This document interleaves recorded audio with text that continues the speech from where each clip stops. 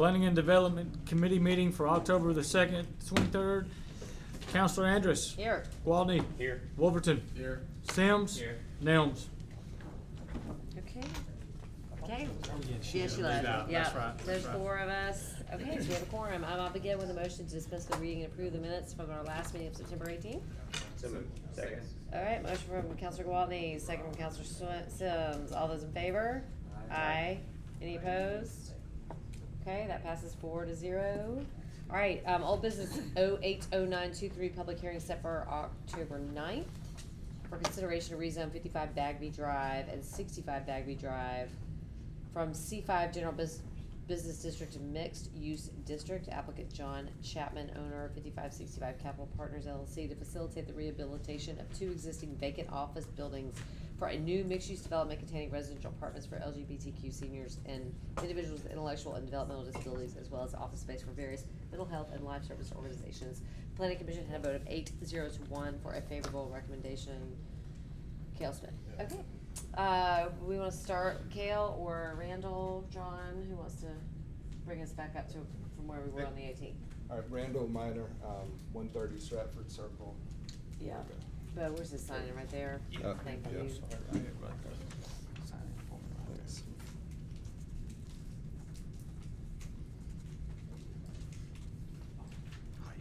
Okay, cool. Thank you so much. All right, so I'm here representing the applicant, property owner, 5565. The principals of that entity are here today.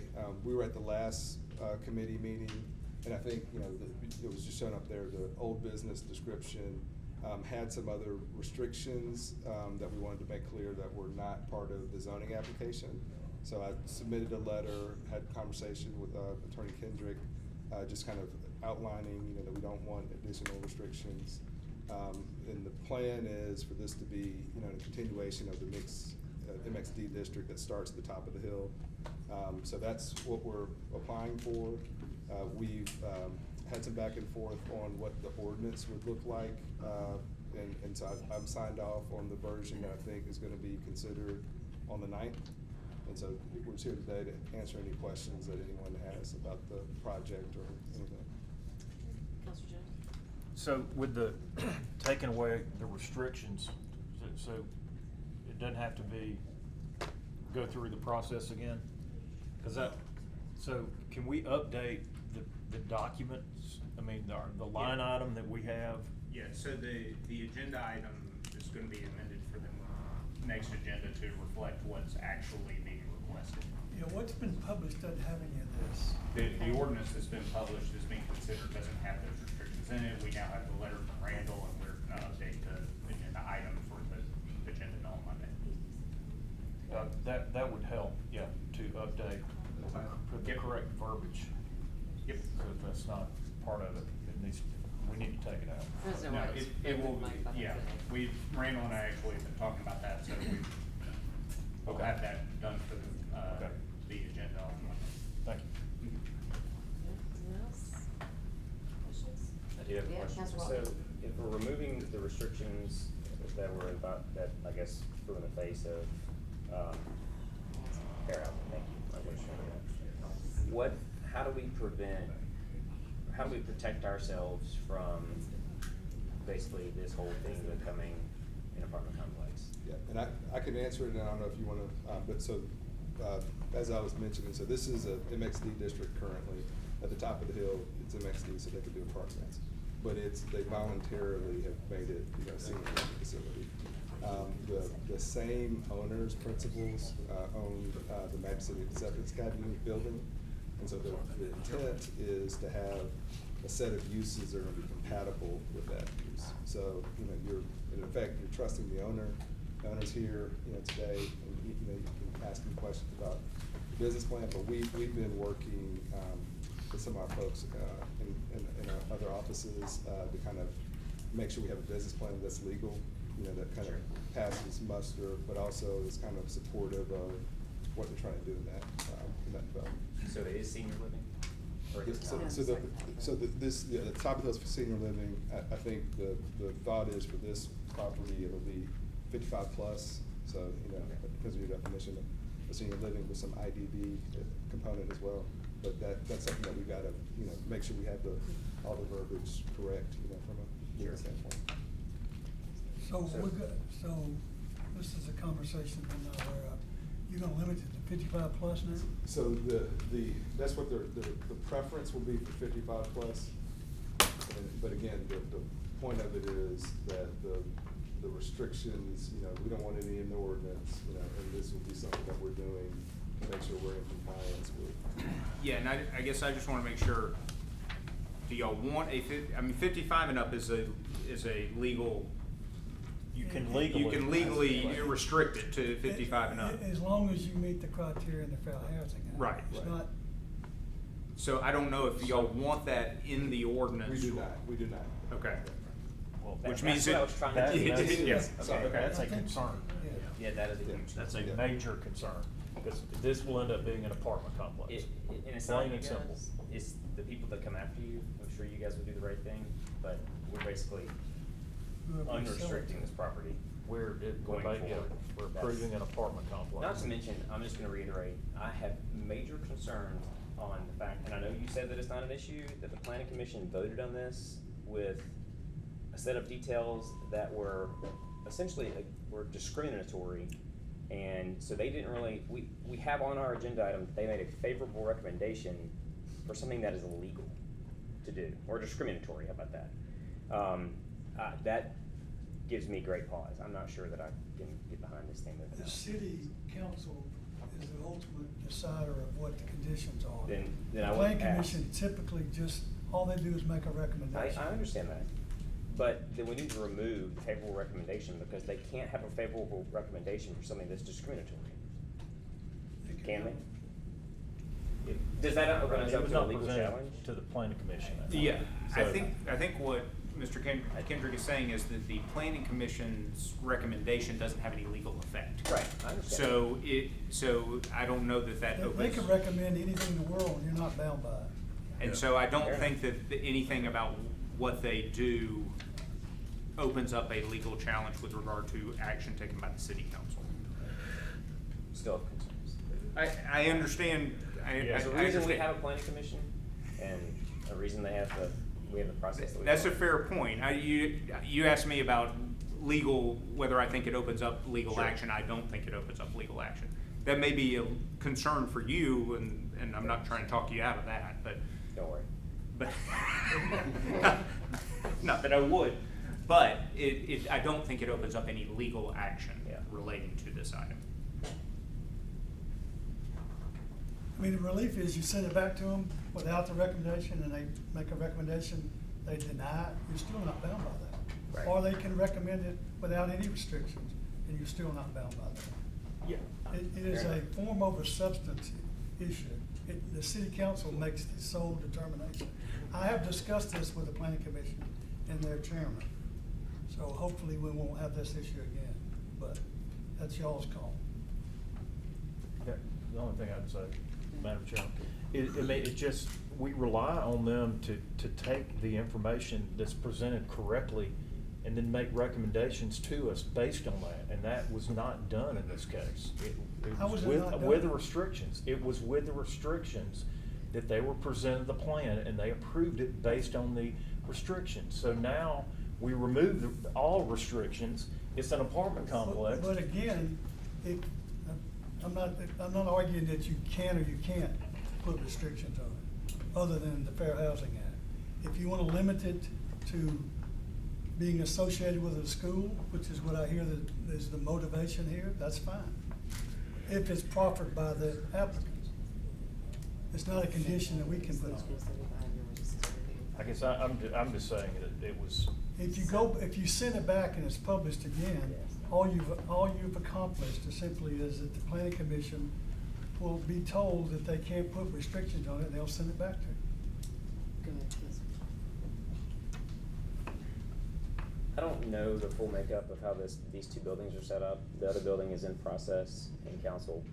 I would encourage you guys to, this is my opinion only, I would encourage you to go back and figure out if the offices that are in 55 that we're looking at, this is 65, the lower buildings, 65, if they can be moved to 55 so that this whole building can be, considered multifamily and zoned accordingly if you want that, or we just have a clear delineation of what we're trying to do here.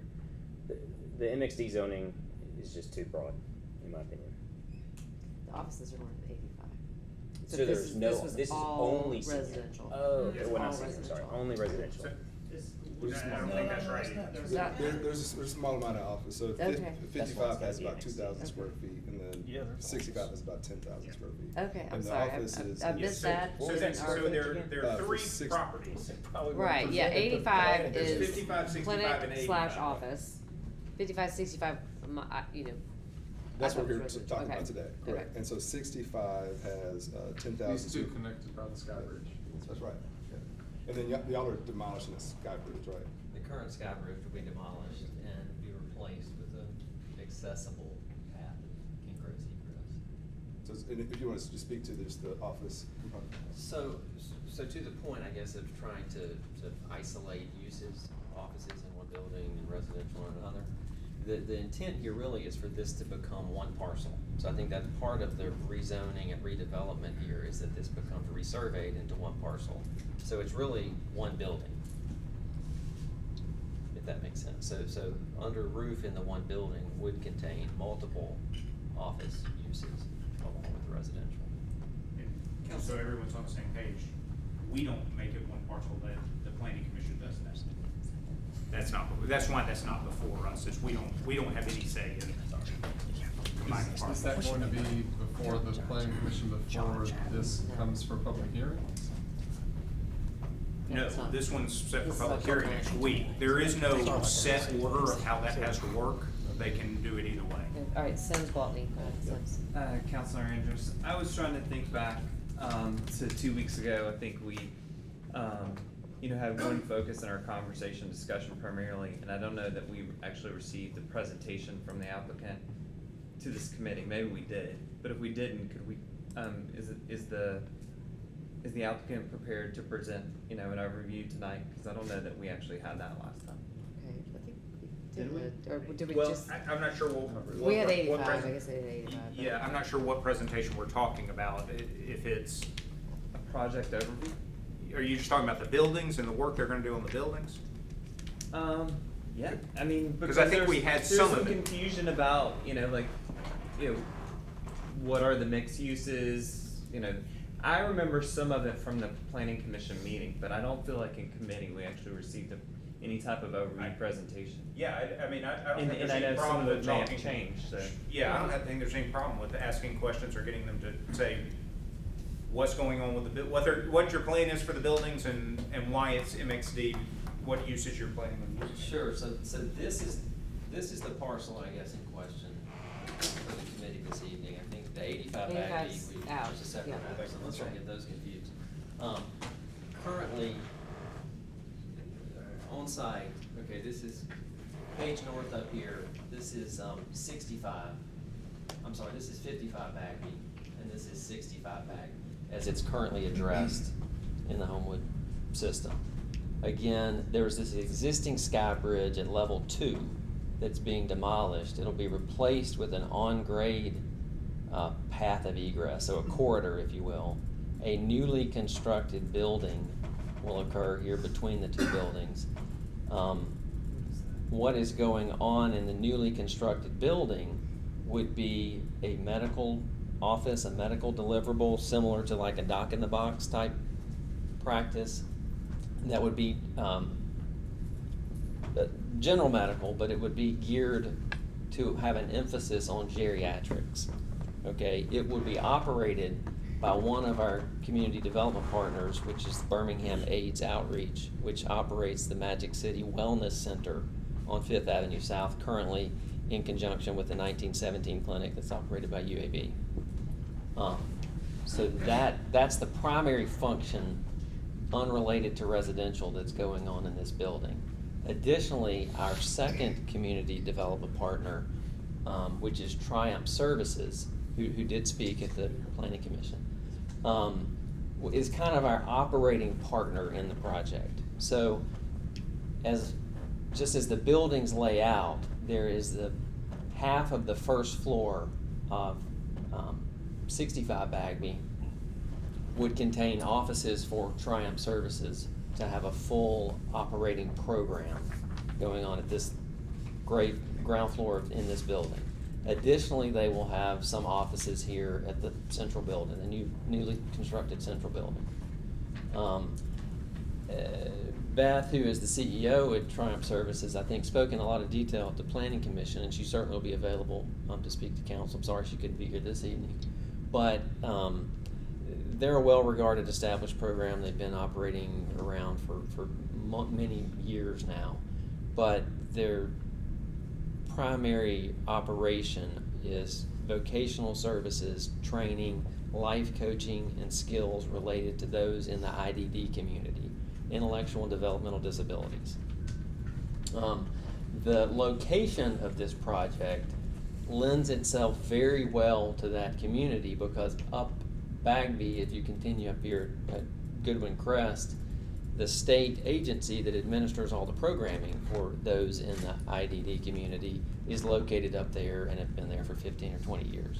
So all of the folks in our community and really regionally around the central Alabama area are already commuting to this general location for work that they're doing with the state agency who offers benefits for them.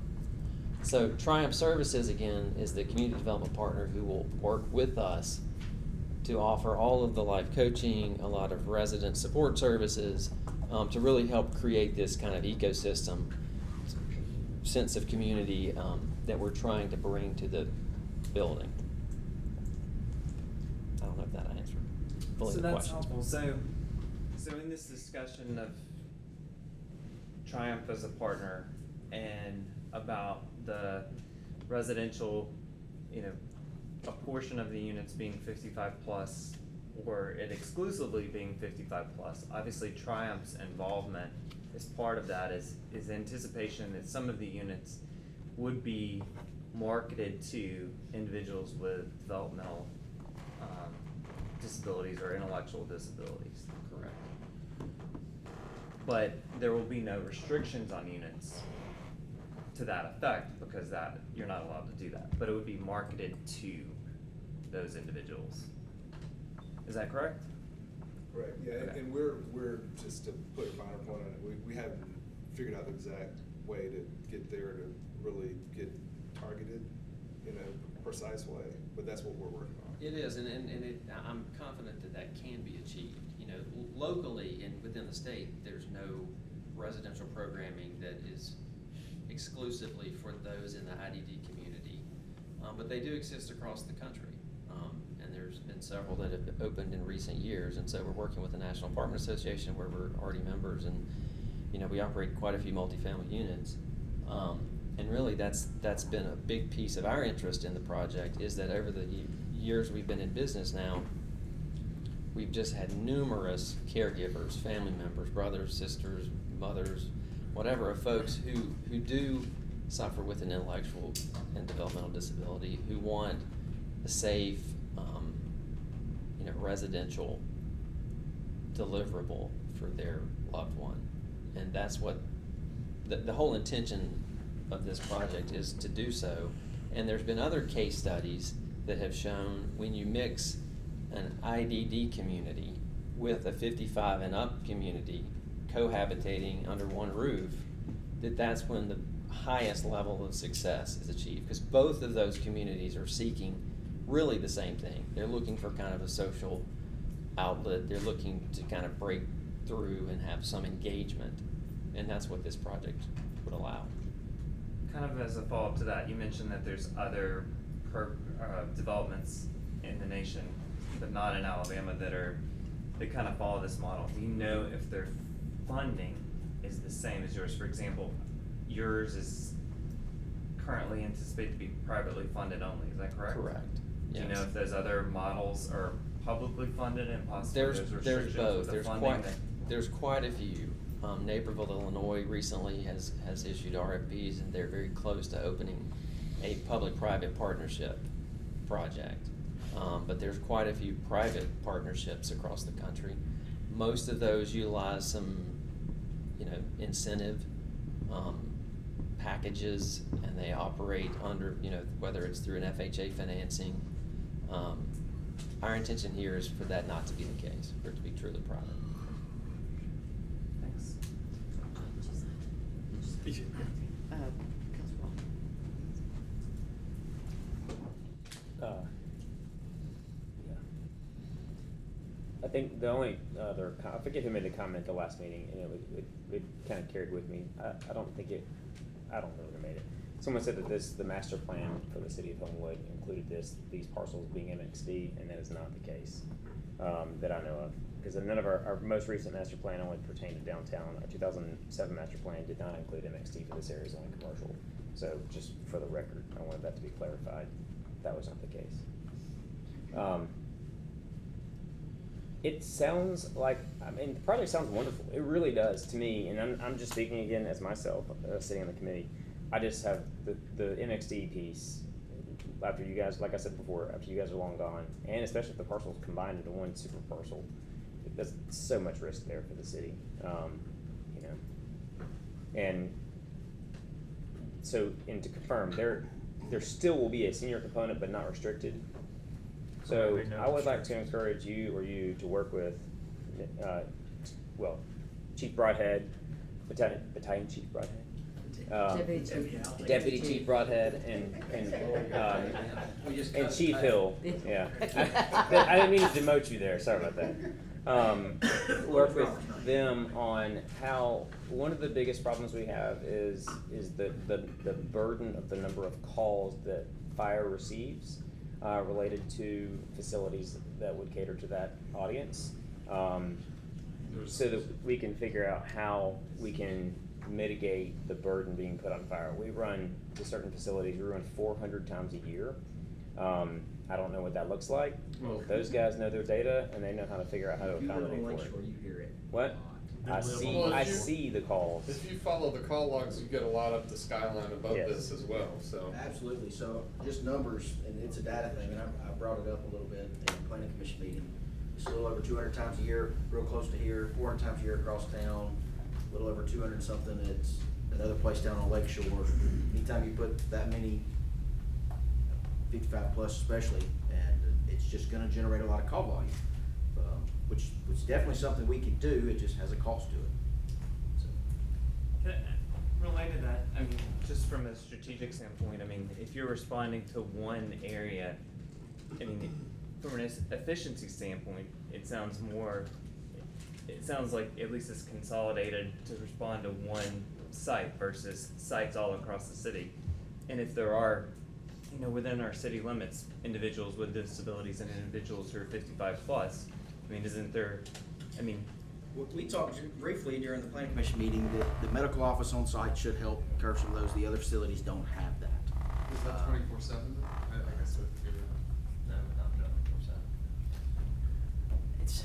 There's no way for me to give you a real good estimate of what it will cost there, but there will be a tick up in volume for both police and fire, probably mainly fire and EMS on this building, so. Alright. Anything else? Okay, we've got the public hearing's already been set, so the proper motion is to send it out without, recommendation for the public hearing. so moved. Okay. Motion from Counselor Sims, second from Counselor Wolverton. All those in favor? Aye. Any opposed? Alright, that passes 4-0. Okay, next. Thanks. Monday then, 6 o'clock. You know. And without objection, we are adjourned.